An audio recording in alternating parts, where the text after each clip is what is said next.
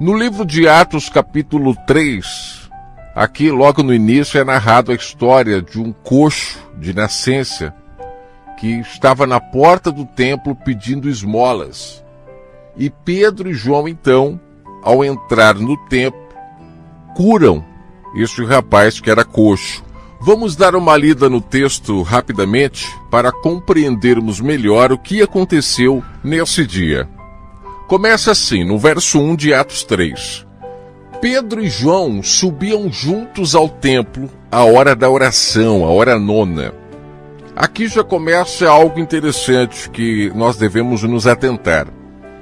O Messias, em Mateus 6, ele ensinou não só aos discípulos, mas a todas as pessoas que estavam ouvindo ele, que orar ao Pai na graça, ou seja, quando o reino dele viesse, quem aceitasse o seu reino não oraria mais em pé para as outras pessoas verem.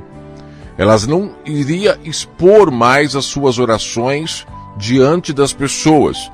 Ele chega a chamar de hipócrita quem fazia aquilo, quem marcava tempo, horário, lugares para falar com o Pai. E o seu ensinamento em Mateus 6 é justamente ao contrário do que estava acontecendo aqui em Atos 3. O povo continuava indo com horários, com dias certos da semana para poder falar com Deus. E o Messias deixou claro: quer falar com o Criador do Universo? Fale com ele em secreto, porque em secreto ele também te ouvirá. E para isso, entre no seu quarto, feche a porta. E quando ele diz quarto ali, eu já falei em outros áudios, que a expressão quarto, ela é uma expressão de intimidade, local onde só você e o seu amado se relacionam. Quando eu digo amado, eu estou me referindo justamente ao Criador do Universo, porque nós como noiva, nós temos o prazer de nos relacionar com Ele.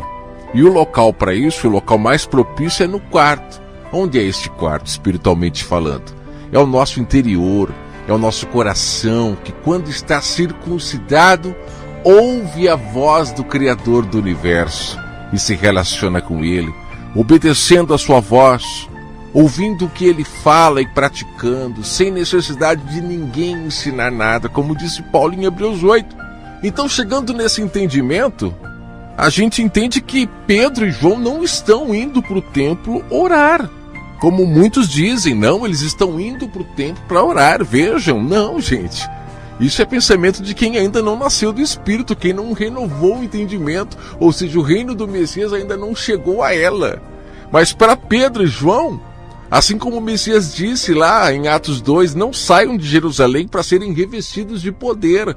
Vocês só poderão ir e tocar em serpentes, beber bebida mortífera quando estiverem prontos, porque senão se contaminarão. Agora, após eles serem revestidos da palavra, serem revestidos do poder, após passarem 40 dias com o Messias ressuscitado, com certeza eles puderam aprender tudo sobre o mundo espiritual.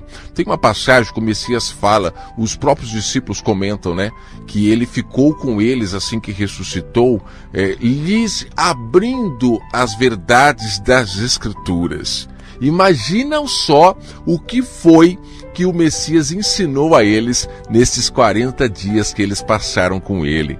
Comeram do pão puro, sem fermento. E neste momento, quando estão indo para o templo, de fato não estão indo orar, porque a oração deles agora é no quarto, não é mais no local físico com hora marcada. Hora nona, que negócio é esse?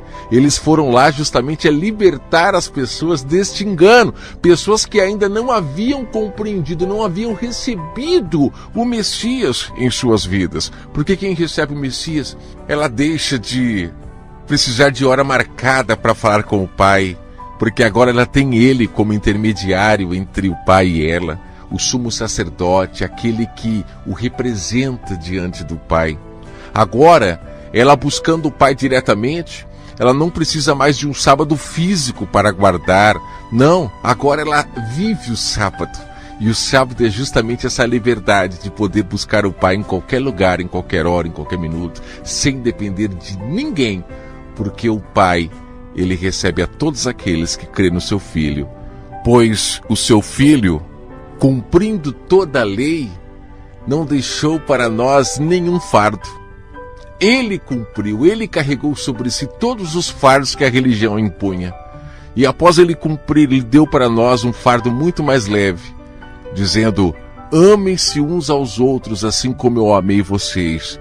E nisso todos conhecerão que sois os meus discípulos, se de verdade vocês se amarem uns aos outros. Perceba, o Messias cumpriu tudo. E quando estamos nele, vivemos o verdadeiro sábado, a verdadeira liberdade, toda escravidão. Deixamos de ser bestas na mão do sistema, gado. Deixamos de ser esse animal, esse burro de carga que fica ali debaixo deles, enriquecendo eles. Passamos agora a viver a nossa vida. Passamos agora a viver a vida que o Messias nos deu, a vida em abundância. E como o Messias disse em João 10, quando aceitamos essa vida que ele nos ofereceu, os ladrões e os salteadores, eles perdem todo o poder que eles tinham sobre nós.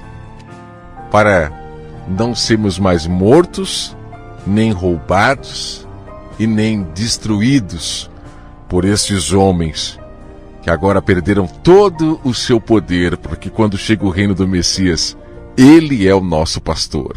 Então vamos lá, aqui no verso 2 ele diz: era trazido um homem que desde o ventre de sua mãe era coxo, a qual todos os dias punham a porta do templo, chamada Formosa, para pedir esmola aos que entravam. O que é muito interessante é que este homem aqui, que era coxo, está dito que ele era coxo desde o ventre de sua mãe.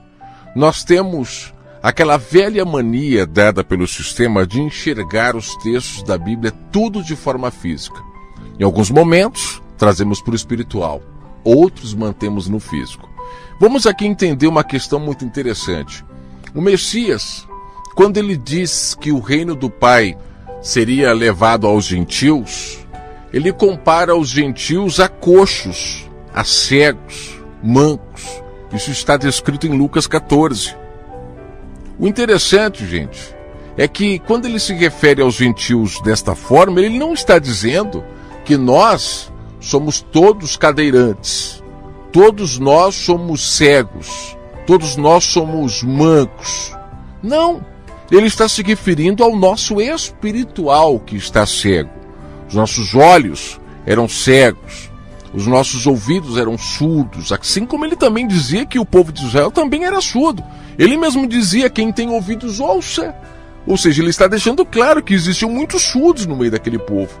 Então você percebe que ele comparou aos gentios a cegos, coxos, mancos, mas não nitidamente, não explicitamente. Ele disse de forma espiritual, mas quando chega a sua palavra, o coxo anda.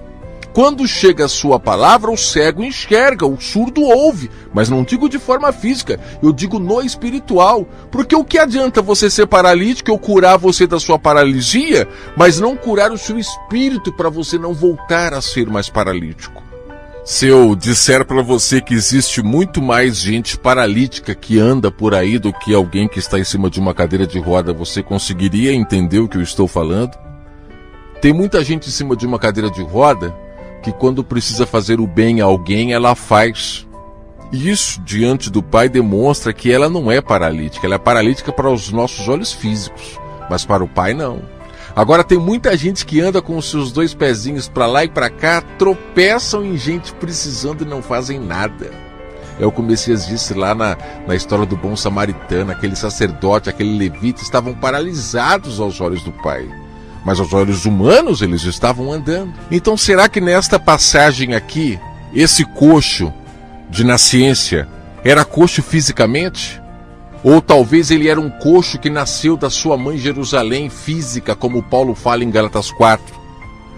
A Jerusalém que só gera filhos escravos, filhos doentes. E esse homem estava ali, era mais um, como Lázaro, pobre porque aqueles homens do templo estavam ricos, vivendo da herança, vivendo do pão do Pai, e estavam dando migalhas para o povo, deixando o povo na miséria, pobres, sem conhecimento do eterno Criador. Esse homem, de tanto fardos que tinha em suas costas, podemos dizer que estava paralisado, assim como nós hoje. São tantas leis que estão colocando para nos dominar que nós nos sentimos às vezes coxos perante o sistema, paralisados, não podemos fazer nada. Você chega no banco, Você tem que tirar todas as suas chaves, moeda, tudo para poder entrar no banco, porque eles te consideram como um ladrão e você não é. Você se vê paralisado ali porque você não pode fazer nada, que se você abrir a boca ainda você vai preso. Então você percebe que pode ser uma paralisia isso. Reflita essa linha de entendimento que eu estou passando. Agora chega Pedro e João, homens libertos pelo Messias, e ao encontrar com este homem, eles não dão para ele dinheiro, eles não dão coisas físicas, ele não alimenta ele com enganos, porque a verdade do Pai não é comprada. A verdade do Pai, ela é dada de graça, porque você também recebeu de graça. E eu vejo aqui Pedro e João abrindo o entendimento deste rapaz para deixá-lo livre. É como muitas pessoas que frequentavam templos, né, e eram presas àquele sistema, aquelas liturgias, aquelas tradições, e de repente ouvem um áudio e se libertam, não meu, mas de tantos outros irmãos que estão falando, e quando voltam para o templo, voltam dizendo, olha, não praticarei mais o que vocês praticam, estou indo embora, e as pessoas ficam perplexas, assombradas, mas no fundo é fazendo isso que eles estão louvando a Deus, quando agora vão fazer ao próximo e não mais dentro desses lugares. O engraçado é que no verso 12, Pedro, ele olhando para os homens, ele diz, homens israelitas, por que vocês estão maravilhados com o que estão vendo? Vocês acham que saiu de nós virtude ou santidade para fazer andar este homem? E não é assim que muitas pessoas, quando ouvem uma palavra libertadora e se libertam do sistema religioso, elas olham para a gente, como já aconteceu, e ficam pensando, o que você falou para aquela pessoa para ela poder mudar de opinião? Porque ela estava certa do que ela queria e de repente você mudou a opinião dela. Eles não entendem que é a palavra espiritual, quando encontra um espírito contrito dentro de uma pessoa, um espírito humilde, um humilde de espírito, ela faz essa pessoa acordar, reviver, sair dentre os mortos e buscar o Pai em espírito.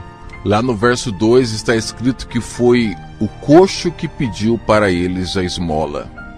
Quem quer ver, o Pai abre os olhos. Por isso que o Messias sempre dizia, queres ver o que queres que eu faça para você? E eles é que diziam o que queriam, e aí o Messias dava. Se fosse visão física, ele ia perguntar se eles queriam. Se fosse audição física, mudez física, é claro que ele ia curar. Quem é que não quer se libertar disso? Agora, espiritualmente, são poucos que querem enxergar, ouvir, falar e se libertar de suas paralisias. O mais engraçado é que no decorrer de Atos 3, se você ler o capítulo, você vai ver agora com esse entendimento mais aberto que eu estou passando, é que Pedro e João, eles falam justamente sobre isso com aquelas pessoas que estavam ali. Sobre o Messias, a liberdade, aquele que viria, que faria ser bendita as nações. Ele fala dos profetas que anunciaram a vinda dele e eles não estavam crendo, ou seja, eles estavam preferindo ir a tempos com orações marcadas ainda. Eles ainda estavam presos debaixo de fardos, eles ainda estavam submetidos a práticas enganosas que aqueles líderes colocavam sobre elas e estavam fazendo elas de escravas em suas mãos. Era Jerusalém terrena, escravizando as pessoas, gerando os filhos escravos. E Pedro e João estavam ali libertando as pessoas, falando para eles crerem no Messias ressuscitado, que quem cresce nele se libertaria das leis, porque ele cumpriu as leis para que as pessoas agora encontrassem a vida e não ficassem mais debaixo de homens. E para finalizar, logo no comecinho do capítulo 4, chegaram os guardas a mando dos sacerdotes e mandaram prender Pedro e João. Perceba que eles não foram lá para compactuar com o que eles faziam.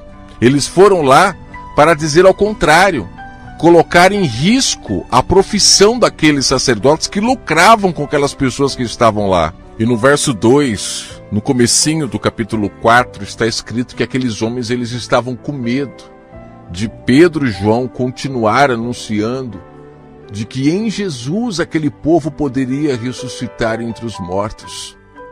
E assim que aquele povo ressuscitasse, os abutres perderiam todos os seus poderes. Porque aonde tem um morto, o abutre vive dele. Ele é morto, é como a viúva, estava a viúva do Criador do Universo, dava sua oferta no templo a sustentar os sacerdotes, os líderes. Mas quando chega o Messias fala: ei mulher, você não é viúva não, você tem marido, viu? Assim como ele disse para a mulher samaritana: você tem marido, não são esses ídolos que te apresentaram não. Ele está no céu e busca a tua adoração em espírito. Quando o Messias chega, ele diz: pare de servir fisicamente. Porque quando você serve fisicamente, você está beneficiando esses falsos profetas. É eles que estão vivendo da sua lã. Porque o verdadeiro Criador do universo, ele é marido, não é amante não. Ele não precisa ser sustentado. Ele é que sustenta a sua noiva. Ele é que sustenta a sua esposa. Fuja desses homens que entram em suas casas com longas orações, dizendo que vêm em nome de Deus, mas na verdade estão enganando você, tentando fazer você fazer parte da religião deles, como disse o Messias. Eles percorrem a terra toda para fazer um convertido, mas quando conseguem, fazem a pessoa 2 vezes mais merecedora do inferno. No verso 4 diz que muitos dos que estavam lá naquele dia creram, e chegou a 5.000 pessoas o número de pessoas que se libertaram do sistema religioso. E depois, Pedro e João foram presos pelos sacerdotes. Eu finalizo aqui, medite nesta palavra. Assim como Pedro e João, não tenho prata e nem ouro para te dar, mas o que eu tenho eu te dou, a palavra espiritual.